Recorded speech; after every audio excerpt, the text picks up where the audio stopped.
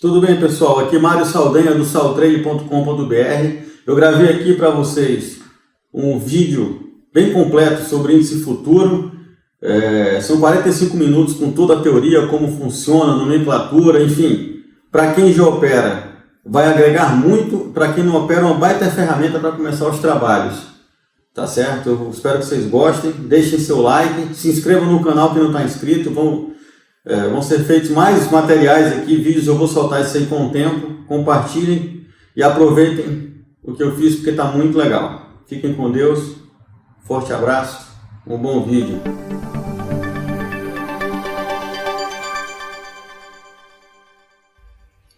Tudo bem, pessoal? Aqui é Mário Saldanha do saltrade.com.br. Esse vídeo aqui a gente vai falar sobre contrato futuro mini de Bovespa, tá? Popularmente conhecido como mini índice. Xodó de muita gente. Se vocês não conhecem, vão ouvir falar com certeza, vão conhecer muita gente que opera esse ativo. Eu particularmente comecei na bolsa ali em 2006, eu estou falando sabendo o que estava fazendo, tá?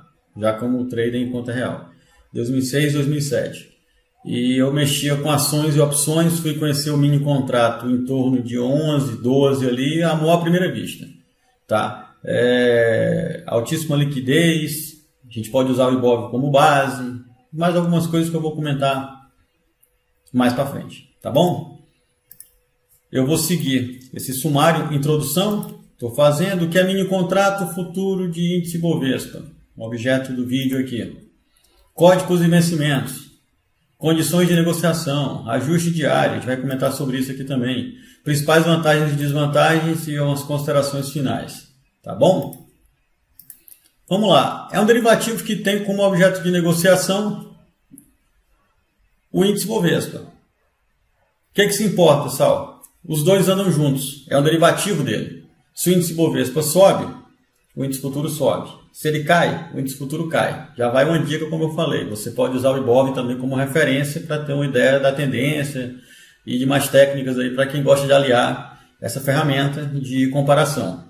Tá certo? O índice cheio, ele foi criado em 86. Ó. O índice futuro só em 2004. Eu passei a utilizá-lo em 2011, como eu falei, né, de fato, digamos assim. O índice cheio é como se fosse um índice futuro mini, né, como eu comentei, só que ele tem um volume maior, requer mais margem, enfim. A base do índice futuro, tanto cheio quanto mini, é fazer proteção de capital. Redear posições montadas, fazer aqui uma comparação. Vou dar um exemplo. Se eu tenho um monte de ações compradas, beleza, e de repente eu acho que vem uma turbulência e eu queria proteger isso, eu faço uma conta de equivalência com índice futuro, e aí se eu tenho várias ações compradas, eu posso vender índice futuro. E aí se cair muito ou subir muito, em uma eu vou perder, mas a outra eu vou ganhar. Já que eu estou numa ponta comprada e uma ponta vendida e as duas se movimentam para o mesmo lado. Então eu consigo esperar a turbulência passar. Ou fazer uma proteção parcial e coisas do tipo. E essa é a base da criação desse ativo. Tá? E com o tempo, lógico, o mini índice, por ter requerer uma margem mais baixa, né, uma garantia menor, virou o xodó do pessoal de baixo capital, porque você bota pouco dinheiro na corretora e usa mais ou menos da forma que eu uso, para especular. Aí não interessa muito a tendência de longo prazo do índice Bovespa, nem o que tem em carteira. E sim comprar e vender daqui a pouco. Eu faço operações que eu compro e com alguns minutos eu já zero, já desfaço. Para pegar especulando pequenos pedaços. Tá certo? É uma coisa utilizada demais devido à liquidez e à volatilidade desse ativo. Tá bom? Ele é cotado em pontos de índice, sendo cada ponto equivalente ao valor em reais estabelecido pela Bovespa, né? Pela B3 hoje. O que acontece? A conta é bem simples. Ele se movimenta a cada 5 pontos. 92, 105, 92, 110, 115, 120. Ele não vai de um em um. E cada ponto desse equivale a 20 centavos por mini contrato.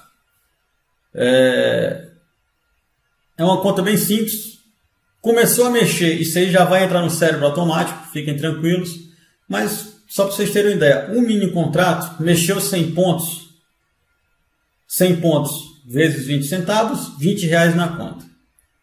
Seja perdendo ou ganhando. né? Se cair e você tiver comprado, você perde R$20. É a variação patrimonial relativa à operação, tá bom?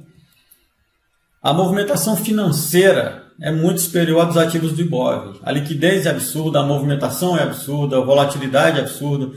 Não, em outras palavras, não tem um risco de você querer montar uma posição e, comprei e não consigo vender porque não tem quem compre. Não, desde que você esteja operando o ativo que está em negociação vigente, né, a série daquele período de 2 meses, não tem perigo, tá certo? Não conheço, a não ser que o cara seja o dono de Dubai, mas enfim, vamos lá.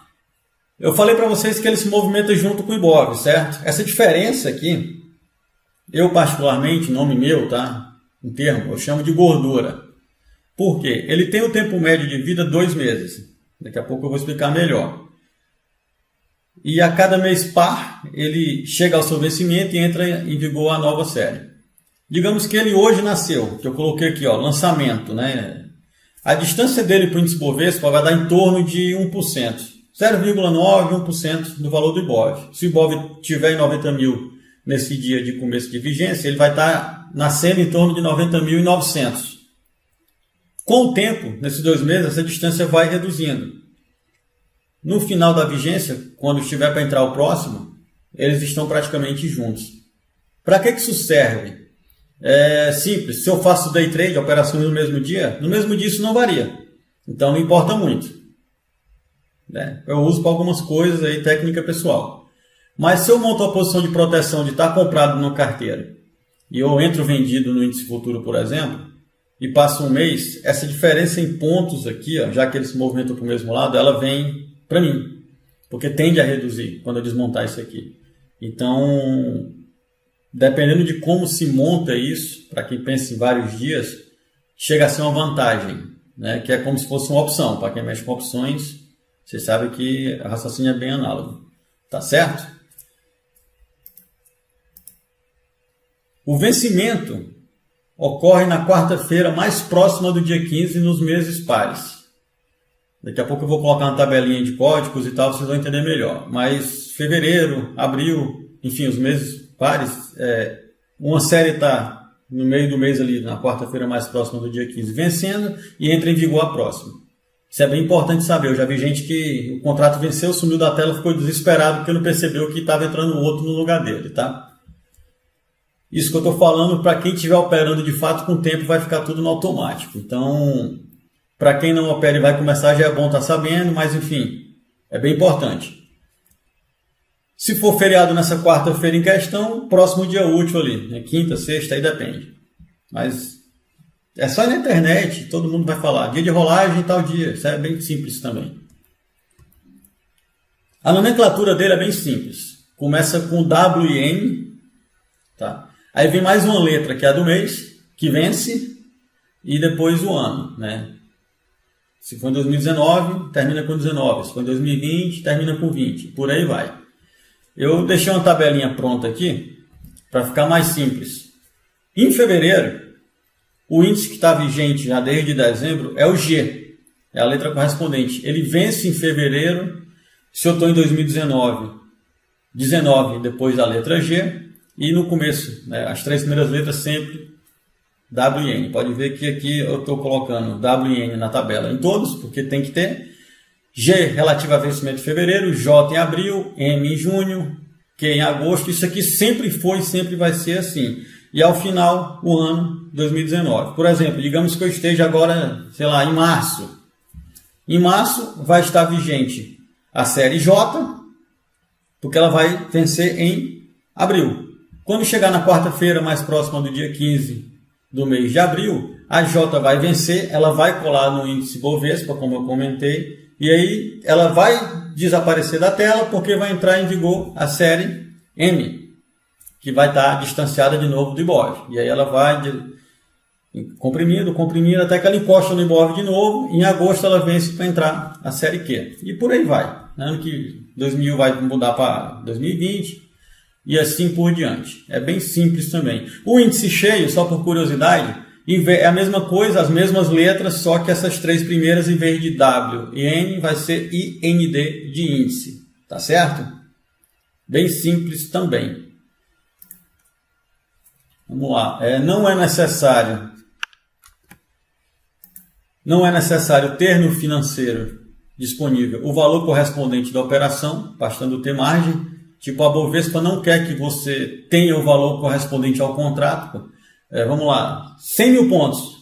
O contrato deveria valer 100 mil pontos vezes 20 centavos, 20 mil reais, um mini contrato. Não, ela só pede uma margenzinha para garantir que se você tem uma perda, você cubra aquilo. Tem corretora que cobra aí, vocês terem ideia, no momento da gravação do vídeo agora, mais para frente, pela tendência deve até reduzir, 20 e poucos reais, 30, 50 por mini contrato na conta para você fazer day trade, ou seja, operações no mesmo dia. Para dormir com o ativo já é bem mais caro.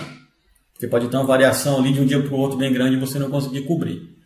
Se você estoura esse dinheiro na conta e com a perda, automaticamente, geralmente as corretoras zeram essa operação e dá um game over na tela. Tá? Uma coisa que chama muito investidor pequeno para a bolsa, porque tem gente que não tem tanto capital, mas consegue especular, já que ele só requer margem. Tá certo? O valor da margem é cobrado em todas as operações abertas, seja de compra ou venda. O valor dele é ajustado diariamente pela Bovespa. Mas as corretoras têm estipulado valores para day trade. Para dormir, aí já é outra história, como eu falei, bem mais cara. A bolsa já passa a fixar isso aí. Tá bom? Algumas corretoras conseguem baixar um pouco e tal, elas assumem, mas... Sim, opinião minha pessoal, tá? Não trabalhe com essa corda no pescoço. Mesmo que vocês tenham muito capital, vocês façam a conta, levando em consideração uma variação patrimonial em relação ao que vocês têm. Vou ser um pouco mais explicativo. O cara que tem 10 mil reais na conta, por exemplo, ele não tem que pensar, vou operar com tudo que eu posso. Ele tem que pensar que 1% disso, sei lá, 100 reais. 1% ao dia eu jogo muita coisa, né? Porque aplicações de renda fixa não dão isso nem ao mês, geralmente. Então, 100 reais eu preciso ter, sei lá, eu com 5 mini contratos operando, 100 pontos, 100 reais. E 100 pontos é muito pouco, né? 100 pontos, se eu for pegar em porcentagem no índice Bovespa, dá 0, alguma coisa. Então, façam essa conta com o pé no chão. Não pensem em ficar mega milionários em poucos dias. Pensem no longo prazo. Foi assim que eu pensei e eu estou aqui hoje. Tem muito cara que eu conheço lá de trás que me chamava de mão de alface, de medroso e tal. Ficou no meio do caminho. E eu fui na minha, devagarzinho. Estou aqui hoje falando para vocês. Tá bom? Mais uma dica minha aí para quem tiver o pé no chão. E quem achar que isso é bobagem, eu sei que daqui a um tempo, se Deus quiser, não vai quebrar, mas se acontecer alguma coisa parecida, foi bem que ele falou. Vamos lá. A garantia disso aí não é obrigado a ter o dinheiro líquido na conta. Eu posso ter produtos de renda fixa, ativos, tem um deságio na conta, tem, mas isso aí também serve. Se eu tenho um produto de renda fixa com liquidez diária na conta, a corretora sabe que se eu perder, no dia seguinte eu vou acordar devendo alguma coisa, elas podem tirar da minha carteira de renda fixa ou de ações. Né? Vende e cobre. Então eles permitem que se use isso. Fica mais uma coisa interessante aí. No meu caso, eu não fico com dinheiro líquido, eu fico com meus produtos em, sei lá, renda fixa ou o que for. Eles estão rendendo em algum lugar e eu ainda fico... alavancando com pequenos trades feitos durante o dia, sem ter que ficar com o dinheiro parado como garantia para operar. Tá certo? Em média, as corretoras têm cobrado um baixo valor para a margem quando se quer fazer day trade mini, como eu acabei de comentar. Muitas pessoas desprezam o bom senso e abusam da alavancagem, quebrando rapidamente a conta por excesso de agressividade. É bem comum, tá? Eu vejo pessoas colocarem ali, sei lá, R$1.000. Consigo operar com R$1.000 na corretora, que eu tenho conta 20 mini contratos. 20 mini contratos. Mini contratos, se eu pegar 100 pontos, eu estou falando aí em R$400. Se a bolsa movimentar 300 pontos contra, daria 1.200. A conta quebrou e ainda fica negativa. Não é o caso, tá bom? Tenham esse bom senso. Eu estou sendo bem chato com isso nesse vídeo, porque eu tenho anos fazendo isso, eu tenho anos ouvindo histórias tristes, a maioria baseado nesse ponto também. Tá certo? Lembre-se que o stop é a garantia de um novo trade. Tá? Operar com consciência e ser consistente é ganhar um pouco sempre e nunca quebrar. Sempre fazer a conta subir. Não tem velocidade, é performance a longo prazo. Para swing trade aqui é cobrado em torno de 4,5% do valor de fechamento por mini. A margem para swing trade, para dormir montado para o dia seguinte, ela é bem mais alta. Não é igual day trade que cobra um pouco, não. Então você tem que ter um capital maior. Eu acho que você dormir montado numa posição para swing trade, uma posição para amanhã ou para daqui a 2, 3 dias, se não for naquela condição que eu falei de ter uma carteira para proteção, porque aí se você perder no canto você ganha no outro, se for por especulação mesmo, você não sabe o que pode acontecer após o fechamento do pregão até a abertura no dia seguinte. Se sair alguma notícia muito forte e o mercado for muito contra o que você deixou montado no dia anterior ou no pregão anterior, você pode quebrar a conta fácil. Eu não sou muito a favor desse tipo de operação quando não é hedge, proteção. Tá? Dica minha aí. Para posições ainda abertas pós-fechamento é calculado um preço de ajuste, média ponderada dos preços negociados nos últimos 15 minutos do pregão do Ibovespa. Só por curiosidade, né? Quando você faz uma operação de compra ou venda, vai fazendo e tal, fechou o dia, no dia seguinte vocês recebem da corretora a nota de corretagem, que fala ali quanto teve de lucro ou prejuízo, aquela pequena tirada de imposto de renda para depois você, se for o caso, pagar o resto no final do mês, emolumentos, corretagem, por aí vai. Essa conta de lucro ou prejuízo nas operações, no caso do índice futuro e do índice cheio também, ela é feita em cima do que eles chamam de preço de ajuste. Eles não fazem a conta em cima de quanto fechou no dia anterior, e sim nessa média ponderada. É uma coisa que as corretoras usam, tá, para fazer esse cálculo, né? O preço de ajuste é a base de cálculo do valor a ser debitado ou creditado na conta dia seguinte, mas particularmente, no meu ponto de vista, tem uma lógica, mas não precisa ser algo tão preocupante assim, tirar tanta atenção de vocês, tá? Por quê? Se eu compro hoje um ativo, um mini índice para dormir para amanhã, sei lá, comprei em 95 mil, tá? Fechou em 96. Amanhã vai abrir, beleza, sei lá, em 96, 97. O que me importa é quanto eu comprei. Comprei em 95 e se eu fechar em 97 eu ganhei 2 mil pontos no somatório total. Se do nada ali o preço de ajuste de hoje para amanhã, em vez de 96, que é o que fechou, for 95.800 por causa dessa média ponderada, o cálculo de entrada de capital ou de saída na nota de corretagem vai ser em cima dos 96.800. Só que, de qualquer forma, o dia seguinte compensa. Então, o que tem que ter em mente é quanto entrou e quanto saiu. Tá? Eu, particularmente, desprezo essa história de preço de ajuste. É mais para quem gosta de conferir nota de corretagem. Tem gente que pega o próprio preço de ajuste e joga no gráfico no dia seguinte, por ter uma crença de que isso vai ser uma linha de força, né? Também chamados de suporte ou resistência. Enfim, cada um com sua técnica pessoal, sua crença. Tá? Dá um exemplo aqui, se o mini fecha em 91, mas o ajuste for 90.800 por causa dessa média ponderada que eu citei, a nota de corretagem é calculada como se tivesse, entre aspas, fechado em 90.800, não em 91. Só que no dia seguinte, ou no pregão seguinte, vocês vão estar com esses 200 pontos de vantagem. Então, quando fechar a operação, vai dar elas por elas. Tá certo? O comparativo aqui de alavancagem, que é o que chama muita gente para esse tipo de mercado. Olha que interessante. Digamos que eu tenho 10 mil na conta e o Ibov gira em torno de 90 mil pontos. Vou comparar aqui, coloquei aqui ativo, ação do Ibovespa, mini contrato para day trade e para swing. Eu com 10 mil, meu poder de compra é 10 mil reais. Tá? Eu posso comprar 10 mil reais em ações. Tá? 1% de variação em 10 mil reais, 100. Eu vou gastar, vou ter uma média aqui, tem corretora que cobra, sei lá, 10 reais para comprar, 10 reais para vender. Se o cara comprar mais ativos, aumenta a corretagem. Enfim, mas eu coloquei uma média de 20 reais de corretagem numa operação feita aqui nesse caso, tá? Se eu for para o mini índice, day trade, com 10 mil, tem corretora aí que você consegue fazer operações com 100 minis, com até mais do que isso, se duvidar, tá certo? Então, bem mais do que isso. Tem corretora que alavanca muito isso aí. Mas eu vou colocar 100, estou colocando uma média ali. Se eu pegar, por exemplo, 1% de variação, já que o Ibov, como eu comentei, estou considerando em 90 mil pontos, vamos colocar 1% de variação, 900 pontos. 900 pontos com 100 mini contratos, eu estou falando aqui de 18 mil reais. Tá certo? Porque 100 mini contratos, se eu fizer uma conta para 100 pontos, eu estou falando de 2 mil reais. né? Porque 100 vezes 100 pontos, 10 mil, vezes 20 centavos, 2 mil reais. 900 pontos vezes 2 mil reais, 18 mil reais. E eu vou gastar na corretagem dessa aqui, tem corretora que cobra um valor, outra bem mais baixo, mas vamos colocar em torno de 40 a 200 reais numa operação de compra e venda que dê isso tudo. Então olha só que legal, com 10 mil eu posso meter 18 mil reais num day trade. Vai ser excelente, não, você pode perder 18 mil também. Então se eu tenho isso aqui na conta 10 mil, eu não vou mexer com 100 minis, eu vou baixar bem a mão.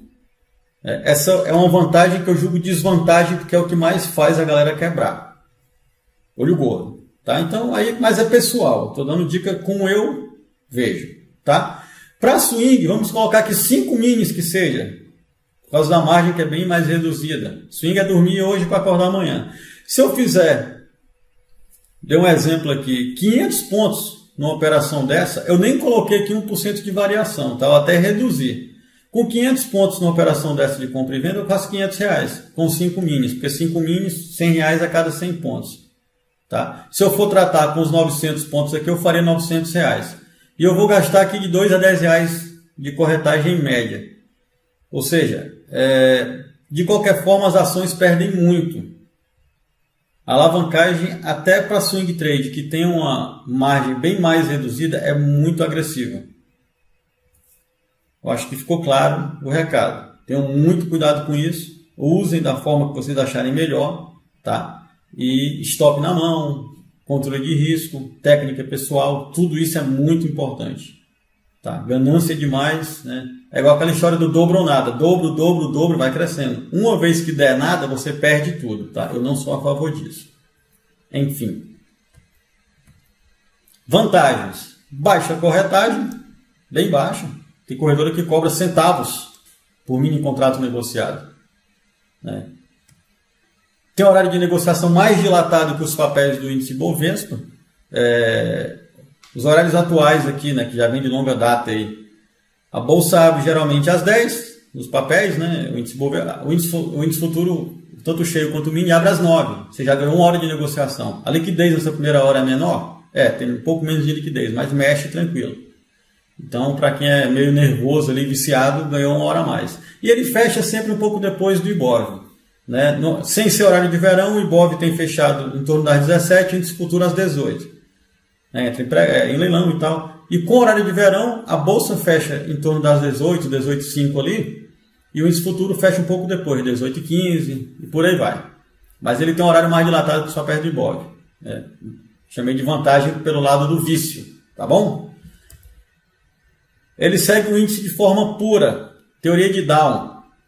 Princípio da confirmação. É muito bom você mexer com ele tendo um outro ativo como referência. Tá? Eu gosto muito de ver como é que está o Ibov, porque eu sei que o índice futuro vai seguir aquilo de forma pura. Né? Se um sobe, outro sobe. Se um cai, outro cai, como eu comentei mais cedo aqui no vídeo. Altíssima liquidez. Isso aqui não tem que discutir. Não tem como você ficar preocupado e, pô, se eu não conseguir zerar, consegue. Sem medo de ser feliz. Tá certo? Seja na perda ou no ganho, consegue. Altíssima volatilidade. Eu boto como vantagem aqui porque, para quem sabe usar, isso é muito bom. Para quem não sabe usar e não tem o pé no chão, isso aqui vira uma desvantagem absurda, tá? Coloquei também como vantagem aqui porque requer um baixo capital, uma alavancagem. Se você usa de forma muito agressiva, também vira desvantagem, já falei muito disso aqui. Mas se você sabe usar naquele ponto de vista que eu citei meu, de colocar o dinheiro para render em algum lugar e usar ele como garantia para também especular pequeno e ir remunerando a carteira com índice futuro, é uma baita vantagem. É um excelente papel para fazer isso. Tá bom? Desvantagem. Para swing trade, né, que é dormir com papel. Requer uma análise macro, ou seja, eu tenho que saber para onde o Ibov está indo, sendo mais direto, que ele segue o Ibov, e tem pessoas que sequer têm na cabeça que ele se move porque o Ibov se move. Alguém pode estar vendo esse vídeo aqui, nem operar esse ativo e pensar, pô, o cara está falando muito disso. Pessoal, é verdade. Se eu vou dormir com isso aqui, eu tenho que analisar o Ibov, porque se o Ibov está... Vocês acham que o Ibov vai cair, eu não tenho porque dormir comprado no índice futuro, a não ser que seja uma proteção de posição de carteira e tal, enfim. Para especular, não. Tá bom? Para day para day trade, requer agilidade e técnica extremamente definida. A técnica extremamente definida não tem o que discutir, cada um tem a sua. Tá? Agilidade por quê? Porque ele é muito volátil. Então, vacilou, se sai uma notícia muito forte, ele explode. Requer agilidade. Se o stop saltar, né, você bota um stop pela velocidade, pula o seu stop, você tem que sair no dedo. E tem gente que não consegue. Tem gente que não se prepara, tem gente que não tem nem sangue frio de fazer isso na mão. Então, você tem que ser ágil, você tem que ter uma técnica muito definida, você tem que saber muito bem onde está seu stop. Enfim, isso é uma coisa que vocês com o tempo vão aprender. E, de novo, pé no chão, tá? Tem muita gente que sabe que as ações... tem gente que compra ação para day trade, por exemplo, e segura quando está perdendo. Um dia volta. O índice futuro tem vencimento. Não tem essa história de um dia volta. Um dia ele vence e some. E aí você vai ter que ficar com o prejuízo do momento da compra até o dia que ele venceu, fazer aquela diferença ali. Tá certo? Mais ou menos isso. Muitas ordens curtas tiram a vantagem da corretagem baixa. Determinadas técnicas, não vou falar se eu acho válido ou não, melhor ou pior, técnica boa é que dá dinheiro. Mas elas fazem vocês, ao utilizá-las, operarem bem mais. Trades muito curtos, algumas estimulam vocês a irem bem curtos, 30, 40, 50 pontos já saírem, chamam de scalper, né, algumas pessoas, e várias vezes durante o dia. Assim como tem aquelas pessoas que buscam um trade 2 bem longo ali, 300, 500 pontos. Mas se você opera muito curto, várias vezes, você vai pagando corretagem direto. E aí você começa a ter uma nota de corretagem que está te cobrando um valor mais alto pelas operações. E aí você soma isso no mês, você vê que uma parte do capital que você poderia ter ganho foi embora para a corretora. Então até isso tem que entrar na conta. E não é só no mini contrato, não, é para tudo, para ações, enfim. Pensem nisso. Vicia, é uma desvantagem. Tá? Eu conheço pessoas aqui que reclamam porque não tem negociação na bolsa no final de semana. Porque realmente para quem sabe operar e vai bem, é um negócio que faz falta quando você está no sábado em casa sem fazer nada. Ainda mais hoje que você consegue operar pelo telefone, pelo tablet. Não precisa mais ter um monte de tela na frente, né? Então, virou um joguinho, digamos assim, um cassino. Entre aspas, tá? Só uma maneira de falar ali, brincando. Então, enfim, o que é que eu vou falar para vocês, né? Dicas para trades aqui, alguma coisa básica, tá? Só para vocês pensarem nisso. Qual o seu perfil? Pô, quero mexer com índice futuro. Meu perfil é fazer day trade, beleza. Eu gosto de ganhar pouquinho, beleza. Eu tenho que alinhar meu gráfico ao meu perfil. Eu não posso querer fazer, por exemplo, sei lá, 1000 pontos na operação e botar no gráfico de 1 minuto. O índice futuro, para ele mexer, vamos lá, imagina a bolsa em 90 mil de novo. Ele mexer 1%, ele tem que mexer 900 pontos. O índice Bovespa, 1% para ele se movimentar, que é o que faria o índice futuro também se movimentar 1%, ele tem que andar muito, os papéis têm que andar muita coisa para a bolsa subir 1%. Né? Então, tem papel que tem que subir 2%, já que alguns não vão e tal, e é uma média dos papéis. Enfim, essa definição é importante. Cara, eu só busco 40 pontos. Você tem que ter uma técnica afiada e o seu tempo gráfico tem que ser adequado. Quem busca 50, 100 pontos, eu creio que um gráfico de 3, 5 minutos resolve. Se eu quero fazer trades mais dilatados para 800 ou 1000 pontos, você tem que puxar o gráfico um pouco mais para cima. De repente, 10, 15 minutos, enfim, vai de cada um. Alguns usam de 60. Tá? Eu não creio que seja um ativo para você mexer com uma variação tão grande de pontos. Eu acho que mesmo que faça um trade maior, você pensar com 100, 150, 200 pontos, pegar uma variação curta de trade diária, usando um gráfico de 5 minutos, eu acho, no meu caso, que casou bem. Muita gente que eu conheço que vai bem usa isso também. Eu acho bem legal. Mas, como eu falei, qual o seu perfil? Quem define isso literalmente é você. Vou repetir o que eu disse há pouco. Não existe técnica melhor ou pior.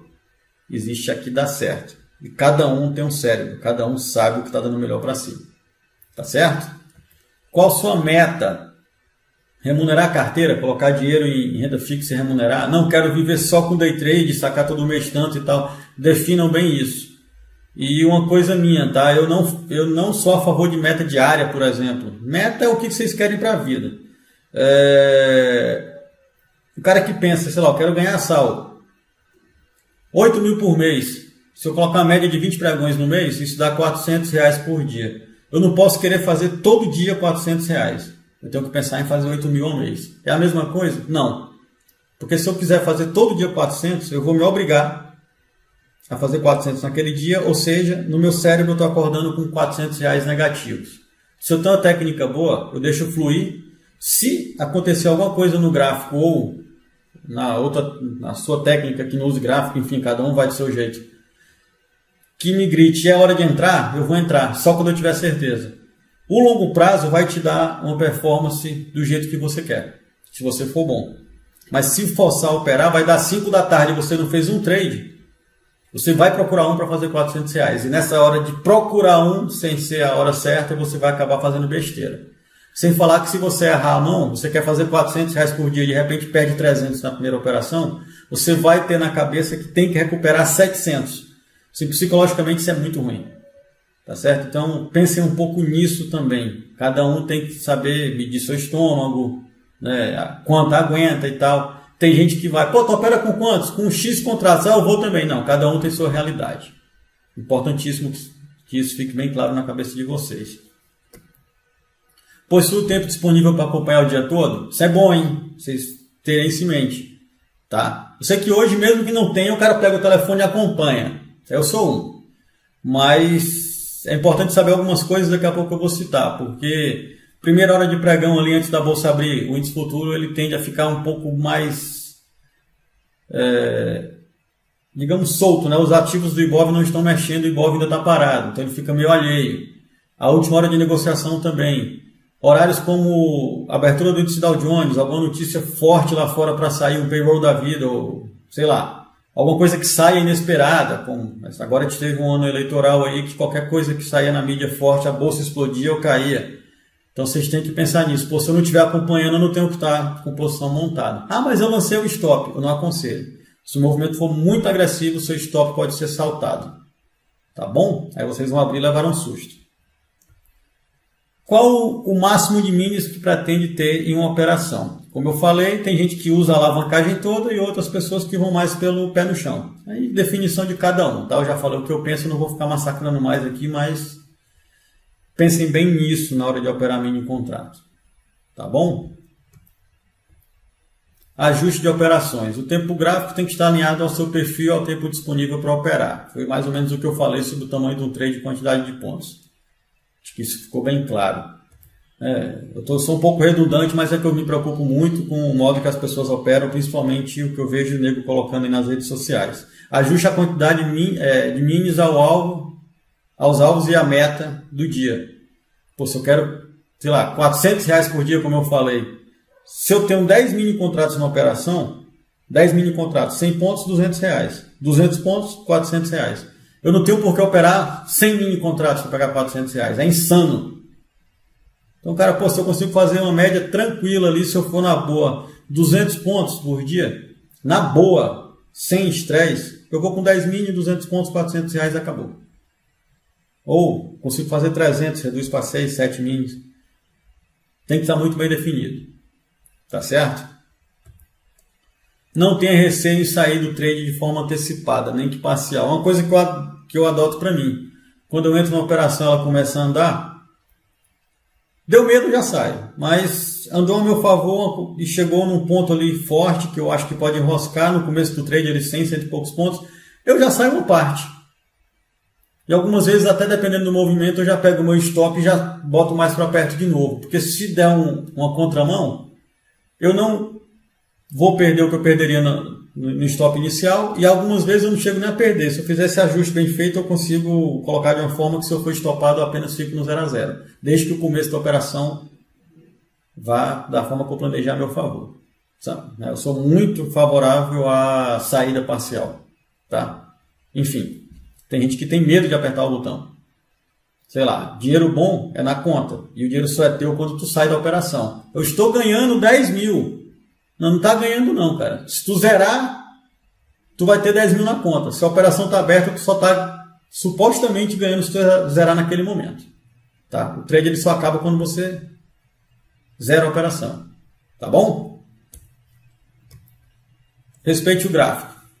Quem não usa gráfico, respeite a sua técnica pessoal. Eu, como sou grafista, no meu caso, eu sempre respeito o gráfico. Ponto. Só para dar mais uma ilustrada. 3 fases de movimento intradia. Primeira hora, a liquidez cai um pouco, porque os ativos do índice Bovespa estão fechados, então não tem tanta gente operando, reduz um pouco o número de operações, mas mesmo assim, embora tenha colocado baixa liquidez, fiquem tranquilos que tem liquidez sim para entrar e sair sem problema. Eu boto momento crítico para pesar a mão, porque tem sempre um louco aí que tem a mão muito pesada e de repente só em entrar na operação ele pega ali 20 pontos e sai comendo de spread ali por ter pouca gente no book de ofertas, ele acaba executando em cima daquela galera ali. Mas só se for muito pesado. Na prática ali, quem opera 10, 20, 30, 50, 100, que já é pesado, vocês vão ver isso, não tem problema algum operar na primeira hora antes do Ibov abrir. Durante o Ibov, estratégias pessoais passam a ter credibilidade. Com tudo aberto, tá? O gráfico está redondinho, os dois estão movimentando juntos, alinhados, basta seguir o que planejou, sem estresse. E a partir dos 15 minutos finais do pregão do Ibov, né, quando não tem horário de verão, o Ibov fecha 1 hora antes, mais ou menos. Eu digo para vocês que na última hora de negociação, né, já 15 minutos antes do Ibov, e mais aquela hora pós-Ibov, já fica meio alheio, porque o Ibov está fechado, pode acontecer alguma coisa lá fora e o índice futuro enlouquecer. E aí o cara vai levar uma porrada. Eu acho que se for para operar na primeira hora e na última hora, na boa, mão reduzida, no máximo metade do que iria, coisas do tipo, tá certo? Mais prudência, digamos assim. Primeira hora de negociação, como eu comentei, o Ibov ainda fechado, alguns parâmetros externos pesam no mini, de repente o Ibov está fechado às 9h20, o mini já está mexendo, aí sai uma notícia forte lá nos Estados Unidos. O negócio enlouquece. Então, mais um motivo para estar operando no máximo com a mão reduzida, tá certo? Em dias com notícias a serem divulgadas nessa fase, deve-se operar até 10 minutos após sair na mídia. O que eu faço? Eu sei que às 10h30 tem sites que tem calendários de notícias a serem divulgadas na semana. Se eu sei que às 10h30 da manhã, ou 9h30, que é a primeira hora como eu coloquei aqui, 9h20, sei lá, vai sair um dado econômico divulgado lá na Europa ou nos Estados Unidos, por exemplo, e geralmente quando sai aqui mexe muito, na primeira hora, ou durante o pregão acontece a mesma coisa, 10 minutos antes, 10 depois eu fico fora, 10, 15 minutos. Quem não está mexendo, não está operando, não tem o risco de perder. Existem pessoas que estimulam nessa fase de turbulência entrar, porque dá para pegar uma variação, vou lá, não é por aí. Tá? Você bota um stop, se o mercado resolve ir para os dois lados rapidamente para depois pegar um rumo, você tem o risco do que a gente chama de ser violinado. Você é estopado para depois disparar. Então você, enfim, você querer nadar em águas muito aguçadas. Não dá para mim não. Prefiro águas mais calmas. Tá certo? Se for operar, reduz a mão ao máximo e o tempo gráfico, enfim. O limite da dor tem que ser bem definido. Pô, vou entrar de qualquer forma.